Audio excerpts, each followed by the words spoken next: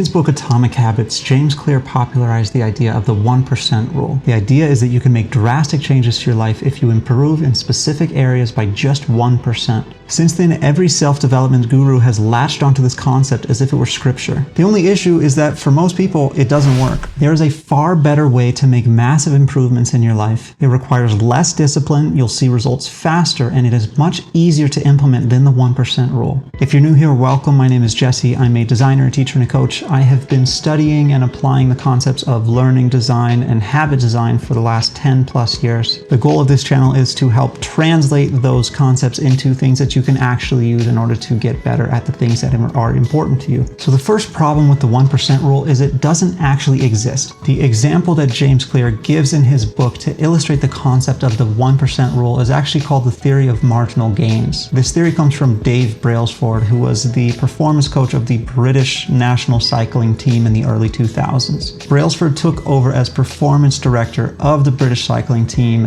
which had a mediocre history, and applied the strategy of the aggregation of marginal gains to improve everything related to cycling by just 1%. From tire grip to pillow design to help the athletes sleep better, to hand washing to prevent illness. The cumulative effect of focusing on all of these different things and looking for improvement in all of these different areas took the team from being off the radar to multiple back-to-back champions of the Tour de France. Now, that sounds great, and I'm not disputing that this happened, but the idea that they got there by 1% improvement is just false. Focusing on tire traction did not improve traction by 1%. Focusing on pillow design and mattress design did not improve the athlete's sleeping by just 1%. Focusing on washing hands did not decrease illness by just 1%. These were likely massive improvements in these different areas. So the biggest problem with the 1% rule is that you're not improving by just 1%. You're focusing on specific areas and improving by 10% or 30% or 50% or hundreds of percent in those areas that you're focused on. To take all of these categories and aggregate them into a 1% improvement in cycling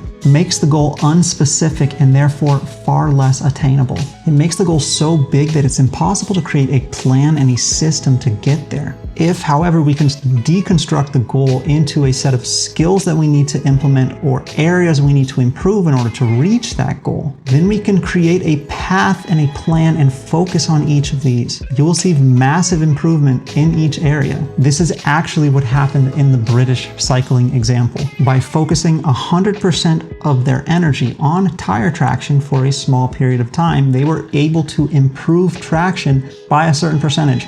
I looked up the numbers, they don't actually know. By focusing 100% of their energy on pillow and mattress design per athlete, they were able to increase sleep by a specific percentage. And by focusing 100% on illness prevention, they were able to keep their athletes healthier by a significant percentage. The next problem with the 1% rule is it isn't motivating. Most people won't get out of bed with the idea of a 1% improvement. We like to buy into big promises and take programs with big results. Imagine that you are 100 pounds overweight and you come into my gym. You tell me, I want to lose 100 pounds. And then I try to sell you on a weight loss program that is easy and will make you lose 1% of your weight per month. You'll say, just 1%? And I will say, yeah, but it's actually really easy to follow. And if you do the math, you'll get to your desired weight in only 50 months. You will immediately turn around, leave my gym, and find another gym with a bigger promise. We like big offers. We like big promises. And we don't have the ability to think in time spans that are that long.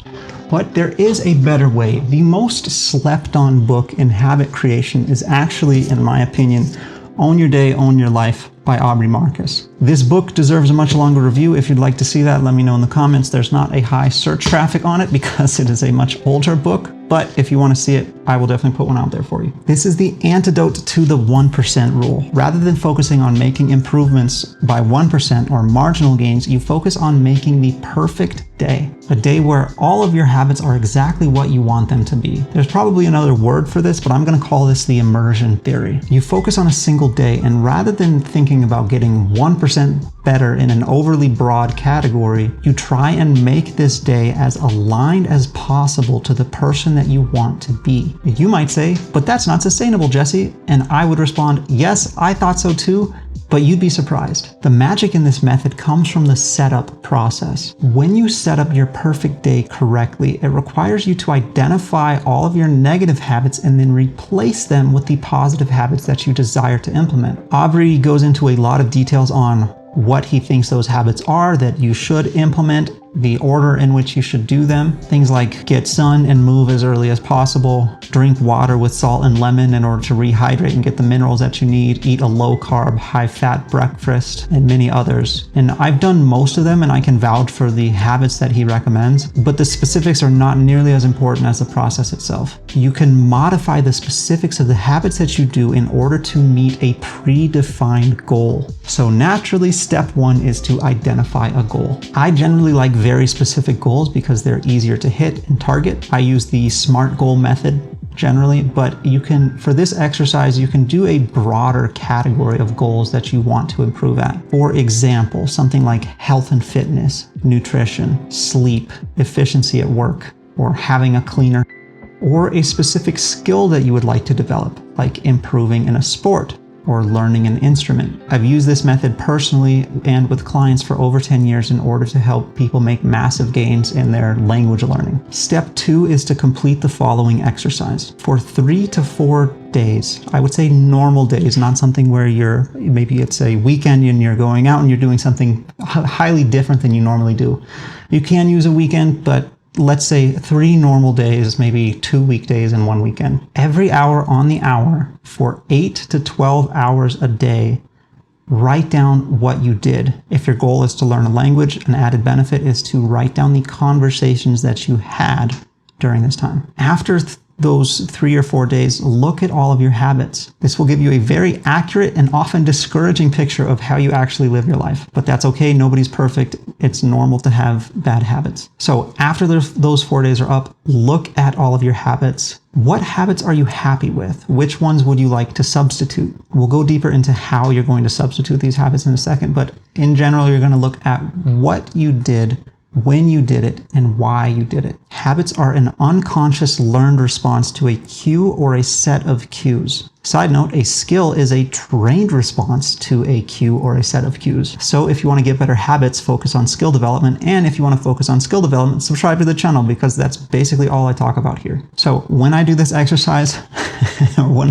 I often find that there are times and places where I am scrolling way too much. I'm on YouTube Shorts or Instagram Reels. So in order to replace this habit with something that I would like, a habit that I would like to have, the first step is to identify where or when it happens. In my case, there are 2 primary times. The first one is on the toilet and the second one is right after waking up from a nap. There are times when I wake up from a nap and watch shorts for 30 minutes to an hour at a time.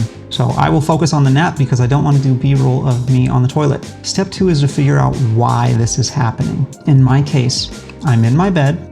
I listen to binaural beats and helps me nap better. My alarm goes off on my cell phone. I need to grab the phone and turn off the alarm. But I'm tired and I don't want to get out of bed. And I'm already on YouTube because that's where the binaural beats are happening. So the path of least resistance, knowing that I don't want to get out of bed, is to hop over onto Shorts and start scrolling. Side note is that this habit has such a strong pull that when I recorded this B-roll, I actually spent probably an hour after this scrolling, even though I don't have this habit anymore. So after you understand why it's happening, the next thing is to identify the changes you can make in your environment in order to replace this habit with a desired habit. As we said before, habits are unconscious. They are triggered by cues in the environment. If you change the cues, you change the habit. In my example, having to turn off the alarm on my phone gave me easy access to a bad habit. I had to use a lot of willpower to stop myself from scrolling. If my phone wasn't in the room, I wouldn't have access to that negative habit. So what I do is I set the alarm either on my computer or on my phone in another room. I walk into the guest bedroom where I take naps, and because I'm using my headphones, I hear the alarm. I still wake up, but because I want to replace the habit of scrolling with a better habit, I grab a book to read during this time. My overarching goal here is to become better at YouTube, and one of the deconstructed skills for that goal is having interesting content. So I can bring a book or an article on skill development or habit development, put it next to my bed or put it in my bed next to me so that when I wake up and don't want to get out of bed, I have something easy and productive to do. The next step is to rinse and repeat with all of the habits that you would like to replace. You already have the list of what you actually do and how you actually live your life. So now it's just about going down the list and making those replacements. How can you manipulate your environment to change your behavior? This is actually something that I do a lot and I'm very interested in. My next video is actually going to be on how I manipulate my environment, the different tools that I use and that kind of thing. So if you want to see that, subscribe to the channel. The last step in this process is to design your perfect day. Looking at the list of habits that you have and the list of habits that you want, design your perfect tomorrow. How do you wake up now? How do you want to wake up? Design that. How do you start work? How do you want to start work? Design that. If you don't have any ideas on what you should be doing, and should obviously in quotation marks, what you could be doing in order to make those improvements to your life, grab the book. Own Your Day, Own Your Life. I'll throw a link in the description. The power of this method compounds when it's tied to a specific goal. I went from 0 to conversationally fluent in Portuguese in 3 months living in Denver, Colorado, because I did this exercise and focused on the habits that would immerse me in a language. That would be literally impossible if I was focusing on marginal gains in Portuguese. And just to piggyback off that, there are skills that I believe are impossible to achieve using the 1% rule. I've studied and taught language acquisition for the last 10 years. I've taught over 100 students in over 1,000 lessons. I have never seen a case where someone has made significant progress in their target language by implementing something like the 1% rule or the theory of marginal gains, by studying once a week, going to a class once a week. I've seen hundreds of cases of people making massive progress in a language after being stuck for years by using an immersion theory. Your brain learns language in immersion. It's how you learn as a child. It's how you learn as an adult. And from everything that I have studied, I believe this is true for most other areas of life and skills that you want to develop. If you want a deeper dive into skill development, check out this video in this playlist. And if you like this video, please consider subscribing. All for now. Thanks so much. I'll see you in the next video.